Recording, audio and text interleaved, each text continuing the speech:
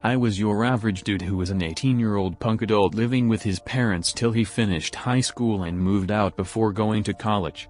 But, it isn't education and academics I'm worried about. It is trust that I'm worried about. No one can be trusted. And I mean no one, not even my parents. Well, I have had many instances where this had been apparent, but the one that still doesn't give me sleep in nights is what happens after my father died. I was 14 back then. My father died of a stroke. But what was more harrowing was the fact that I had to change schools again as my mom made plans of moving to our grandmother's house in Louisiana after the funeral. I will spare you the details, but after some 3 months after we buried Dad and moved to Louisiana, we learned from our lawyer that Dad had a trust fund and left a little over $500,000 for us. We were ecstatic. I thought our life was about to become really good. But Mom had other plans. How did I know? Hear what happened next. The lawyer told me the trust fund was under my name and will be untouched till I am 18 years old. That meant even my mom wouldn't be able to access this money that I had inherited. Suddenly, my mom's expression changed from being ecstatic to remorseful. After the lawyer left, my mom suddenly turned towards me and said, "Hey, Josh, you seem to be very hungry. Don't worry, I'll make you your favorite dish. You must be thinking there isn't anything wrong with this, isn't it? But this gets weird."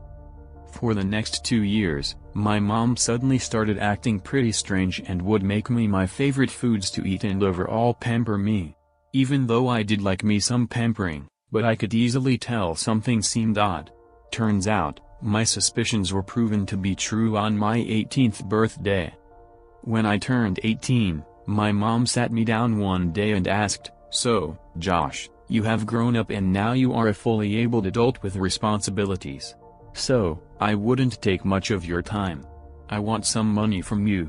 I was taken aback for a second because the whole request seemed out of place. "Why, Mom, is there a problem?" She made a facial expression that indicated she was losing her patience. "Oh honey, I wanted the money you owe me back." Now I was really taken aback. "Money I owe you? What are talking about, Mom?" I said, not being able to make head or toe as to what was going on. "Yeah honey, the money you owe me for living here, eating my food, using my stuff. Who's gonna pay me back?" she said in a way as if it was normal. "Mom, stop, you are insulting me," I said, feeling bad. She suddenly sprang up and tried to grab me.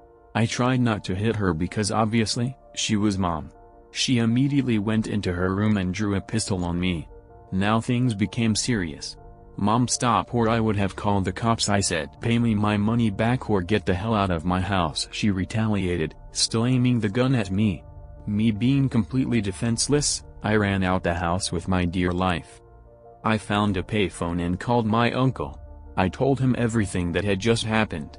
He picked me up and after reaching his home, he called the cops. Long story short, I moved into my uncle's home and a restraining order was put against my mom. But what happened on the day we met her in court and what she said to me reminded me of how lucky I was and why I never trust anyone ever. She told me, "You don't deserve the money, Joshua, that money was mine. Why do you think I killed your father? Had I known the money was in your name, I would have killed you both, before the police took her away." I stood there, frozen with horror and fear. It has been almost 3 years since then. I have used the money for charity and invested in organizations that help kids deal with the trauma of toxic parents. I swore I will never let another kid go through the pain I had went through. Stay safe and be well.